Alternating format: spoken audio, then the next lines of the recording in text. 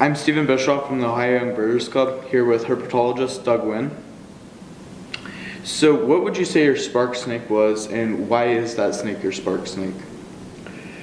It would be a common garter snake. It's probably the snake that most people see for their first snake. And I was in the 4th grade. I found it on a weekend behind our elementary school.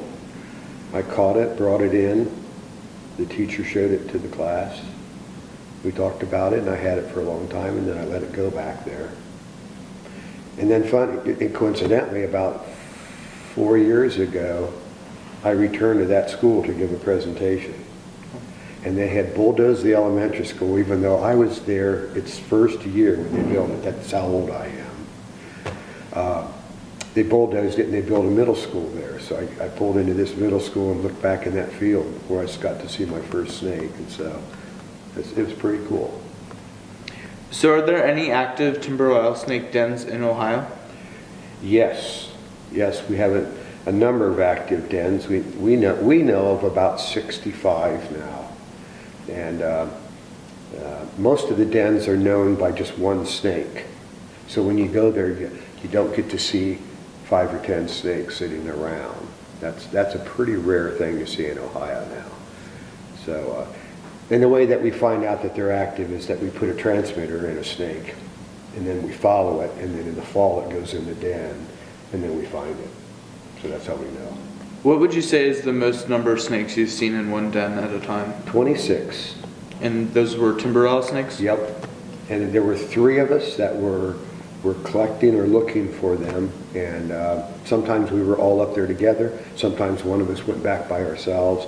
But during that about a 3-week time period, we had 26, and that's the most I've ever seen. So for a while, people suggested that the key to introducing box turtles back into areas was to raise them in captivity and then release them. Do you think that could be a solution for timbers? No. Unfortunately, no.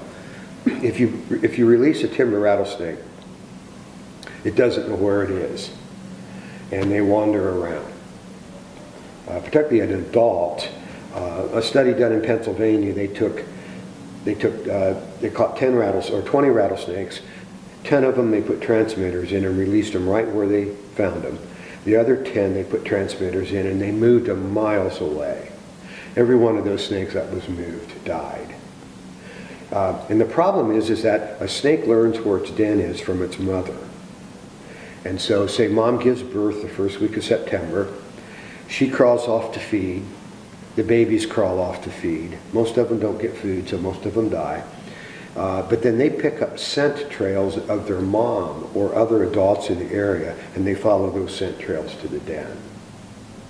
So if we released even newborn timber rattlesnakes in an area, they wouldn't have their mom's scent. They would have to pick up another snake scent. And some guys in Texas tried that, and they had a little bit of success, but they basically chalked it up and said it's not worth it. So do timber rattlesnakes give birth to live young? Yes, live young, yep. And from my time living in Texas, we saw that a lot of snakes in general were either killed on the road or people had cut off their heads as trophies. Do you run into that a lot with timbers? Absolutely. People will hit a snake by accident because they're not used to seeing them on the road sometimes. Some people just drive over them because they're not looking for them. But if they run over them, usually what happens is that there'll be a little bit of muscle that comes out of the sidewall of the snake. The snake may still be alive. It may live for another day or two, but then ultimately they die. You can't run. It'd be like running over our backbone. And sometimes people slam on their brakes right before they get to the snake, and then that just scours the snake along the road. And if somebody kills a snake by accident, they'll often report it, and it's still laying there and everything.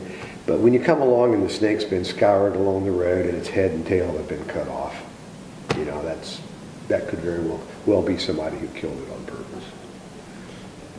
So do you rear/breed any snakes? No, I do not breed anything. Breeding snakes is a whole different discipline, and my discipline is field work. And I know people that are really good snake breeders, and but again, it's a whole different career. So what makes good timber rattlesnake habitat? Far from people. They need to be far from people. They need to be far from roads.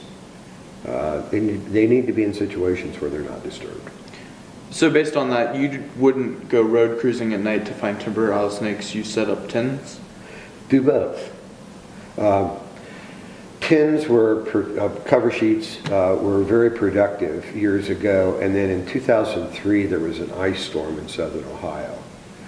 And prior to the ice storm, the forest was pretty solid, and there were a few open areas where we could put cover sheets that the snakes would come in and hide under the cover sheets.